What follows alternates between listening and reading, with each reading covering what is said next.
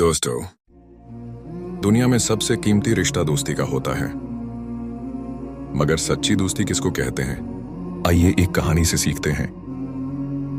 एक गरीब लड़का और एक अमीर लड़का बचपन के दोस्त थे। स्कूल में जब सब अपने अपने लंच बॉक्स खोलते तो गरीब लड़का खामोश बैठा रहता, मगर उसका अमीर दोस्त हमेशा आधा खाना उसके साथ बांट लेता। वक्त गुजरता गया, गरीब लड़का दिन रात मेहनत करता और पढ़ लिख कर जज बन गया। दूसरी तरफ अमीर दोस्त कारोबार में दिवालिया हो गया। हालात ने पलटा खाया। एक दिन वही दोस्त जज के पास आया और नौकरी मांगी। जज ने मुस्कुराकर कहा, दोस्त, वक्त बदलता है, मगर सच्ची दोस्ती वक्त को भी बदल देती है।